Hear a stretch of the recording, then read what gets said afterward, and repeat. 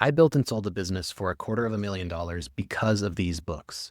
And looking back, these 4 books did more for me than any course, coach, or certification ever did. They shaped how I think, how I lead, and how I grow. If you're a creator and trying to build a business out of your passion, this is for you. Read these 4 books, they'll save you years. Each one fixed a blind spot that I didn't even know I had until I read it. And each one made my business that much better. So let's get into it. Book number 1 is Start With Why by Simon Sinek. In it, he says, people don't buy what you do, they buy why you do it. Your why gives your business direction. When you first start charging for your product or services, you might find that you want to say yes to everything that pays. A website? Sure. A drone footage? Why not? Wedding videos? Absolutely. That's what I found myself doing. It's easy to start chasing random projects for whatever pays the bills. But you will feel scattered, like you're in a forest with no compass. And even worse, you won't be known for anything. You'll be stuck in this doer mode, known as a fixer at best. But when you start with your why, everything will change and your messaging will get tighter, your niche will become clearer, and the right clients will start coming to you. Sell belief and not features. Your why will become the core message of what it is that you are selling. Once you start communicating what you stand for, you stop sounding like a commodity or just a product that you sell. Imagine this, you're a photographer. A potential client reaches out and asks, what do you charge for family portraits? You could answer with, I do a 30-minute session for 25 edited photos and my rate is $300. That's a feature pitch. It's commodity. It's easy to compare, easy to price shop. But now imagine instead if you say, I believe family photos should capture who you are, not just what you look like. So I guide families through a session that feels more like storytelling for their family than it is for posing. So when your kid looks back on these images, they don't just see a smiling family, they remember the feeling and the experience they had together. Do you see the difference? You didn't just pitch a photo package, you gave them a belief to connect with. You moved out of the price box and into alignment with what you and they believe. Now they can buy into why you do it. And when you start to do this, sales get easier. It's when your work starts to spread. When I started my production agency, I was up against much larger agencies at the time. But because I defined why I am doing what I am doing, and I believed how that would impact my clients' businesses, my mindset and approach to selling against other agencies changed. When you know your why, you can offer more than just your product or service. I realized my why wasn't making videos, it was helping people tell their business's story better. It was guiding them through their own why and bringing it to life for their customers. When I stopped pitching features and started sharing my beliefs, people leaned in. They weren't hiring a vendor anymore, they were buying into a mission. People don't connect to features, they connect to common belief. And purpose keeps you from quitting your business when it gets hard. Business will test you, you'll feel burnout and rejection, and you'll hear crickets after a launch. But for me, when those times happened, it wasn't profit that kept me going, it was purpose. And when your why is strong, it anchors you during the chaos. Otherwise, when the moment gets hard, you're done.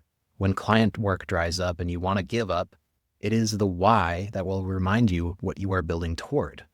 If you don't have a why, you're not building anything. You're working for the next paycheck, which leads into the second book. Book number 2 that changed my business is The E-Myth Revisited by Michael Gerber. Most small businesses fail because they are built by people who are good at the work, not good at running a business. It sounds a little too familiar for creatives, doesn't it? Before I read this book, I thought I was building a business, but really I had a stressful job that didn't scale. I was doing everything: sales, fulfillment, invoicing, editing. And when I took a weekend off, everything would stop because I was doing everything. Gerber calls this the technician trap, being good at the work, but terrible at building the business. One of my favorite quotes from the book is, if your business depends on you, you don't own a business, you own a job. The E-Myth taught me the difference between working in the business and working on it. Gerber talks a lot about building systems in the book. 40% of my clients came from referrals because of my reputation that I built. So how do systems play into that? Because I had read this book from the beginning, I was viewing my work through the lens of how I could build systems around it. Templates, checklists, SOPs for onboarding clients, how projects were managed, how handoff worked, how we priced out projects. And because of that, I was able to deliver faster with fewer mistakes and less micromanaging. But most importantly, those systems allowed me to hire, to train, and even step away without everything falling apart. So create checklists for onboarding, template your proposals, build frameworks for client calls. It will give you more consistency, fewer mistakes, and in turn, that reputation begins to sell for you. If you want to hear more about building a brand and a name that people will not only recommend, but pay more for, let me know in the comments below and I'll create a video about it. Your business can't grow until you do. When I shifted from doing the work to designing the machine, I became a leader and not just a technician. This means you begin to build upon the systems you put in place to move others into roles you either don't have time to do or you don't like doing. A great piece of advice I received early on was, if a task doesn't directly relate to making money in your business, pay somebody else to do it. This means as I grew, I handed off tasks like bookkeeping and project management and even some of the doing like editing. Because where I was directly making the business money was client relations and the creative vision. And that was the mindset I needed to sell the business years later. Without it, I wouldn't have had a business to sell, only a job that I owned. Book number 3, Getting Naked by Patrick Lencioni. Despite the name, this is a book about sales. Before reading this book, for many years, I acted like I had it all figured out. I showed up polished. I used jargon to make myself seem intelligent and like I knew what I was talking about. It was exhausting and it burned me out to the point that I almost quit. From the curated content we read and see from others we look up to, we get this idea that to be truly successful, you only show confidence and never show weakness. We're taught to be polished, to look like we have it all together all the time. But Lencioni flips that. He says, vulnerability builds trust faster than perfection ever will. Vulnerability doesn't make you look weak. It makes you human. And people do business with humans, not highlight reels. An example of this was when a large agency out of Chicago called me to license some of the footage they'd seen of mine. This was something I did not have experience in, and so I leaned into the vulnerability, knowing that money was a small part of what I could get out of this experience. So I said, look, I haven't done this before. I don't know what is fair price based on usage and placement. What would be fair for your project? From that, they opened up their playbook to me, and I learned more about licensing fees than I ever could have had I acted like I'd known it already. On top of that, they ended up paying more for the footage than I would have probably charged them in the first place. So that idea really boils down to this: serve before you sell. This book taught me to stop positioning myself and just help people. I remember one prospect who asked for a quote, and I told them I wasn't the right fit for them and introduced them to one of my competitors who I felt aligned better with their company and their needs. Months later, they referred one of my biggest clients to me. Why? Because I was honest, not salesy. They saw that I truly wanted to help them succeed, even if it meant I didn't make the sale. Do this in conversations of all kinds, with clients, with prospects, and with your own team. Because good customers aren't drawn to perfection. They're drawn to honesty. That builds trust because they know you will say and do exactly what you said you'll do. As long as you aren't incompetent and you are actually good at what you do, you will show that you have character, and this will build trust and respect from those around you. Honesty builds reputation, and that's what gets you referred. So how does this play into how you sell your product or your services? It's about helping solve their needs from the beginning before you talk pricing or capabilities. You approach each meeting as an opportunity to offer expertise and find solutions to their problems. This is what you're passionate about in the first place. Don't bury it under packaging and pricing. Lead with it, and pricing will follow. Vulnerability is a secret weapon in the world of curated content. Don't sleep on this one. It's a short book you could read in an afternoon, but it will forever change how you look at how you sell, and honestly, all of your relationships. Book number 4 is Extreme Ownership by Jocko and Leif. This book I've read every year for the last 6 years. That's how powerful of a mindset it brings. It's all about ownership of everything in your life and work. In my video, The 4 Hard Truths, I talk about learning ahead. That if you've defined where you're headed, you can know what will come next and should be training for it beforehand. That means when you're building your systems to be able to scale, you aren't learning systems because you already learned about them. You should be learning how to lead so that when you do scale, You know how to hire the right people and keep them with you. The book's premise is simple. If something goes wrong, it's your fault. If a project failed, you don't blame the timeline, the client, or the contractor. You blame yourself. At first, that might sound harsh, but the more I apply it in my own life, the more powerful it becomes. Suddenly, you have control again. You are responsible for the outcomes, good and bad. I wish I had read this book before my first hire. I had a team member who dropped the ball hard with a client while I was out on vacation. Deadlines were missed and communication was handled poorly.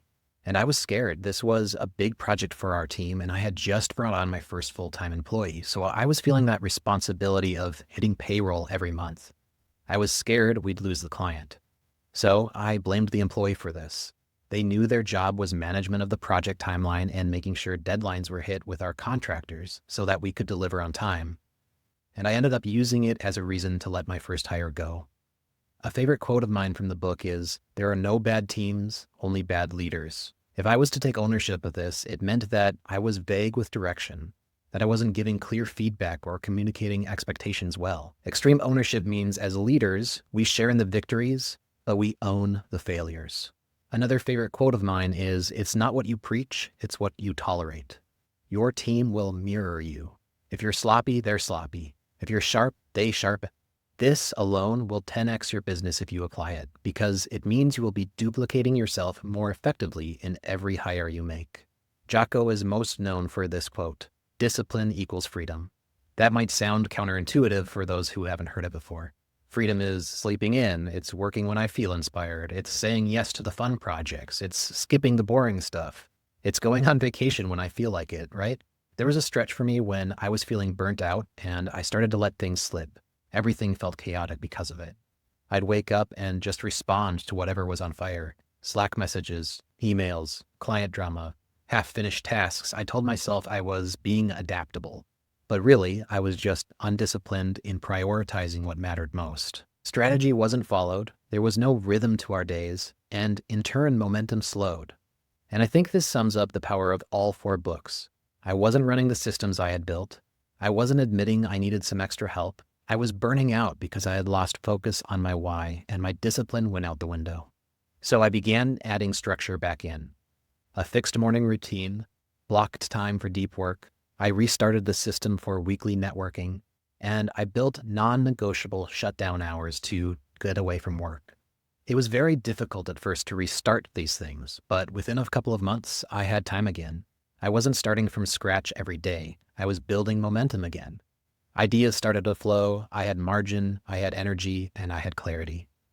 And I attribute it to these 4 books. None of these books are flashy, but they are full of experience and lessons you can learn without needing to go through them yourself. They've shaped how I lead, how I sell, and how I build. I wouldn't have been able to build a business to the point of successfully selling it if I hadn't spent the time learning from these authors. If you're in the messy middle of turning your skill into a business, you don't need to reinvent everything. You just need better inputs like these. If you're on that creator to founder path and it's feeling lonely, overwhelming, or unclear, start here. These books were my compass, and I hope they become yours too. If there's a book that changed your mindset or business, drop it in the comments. I'd love to read it.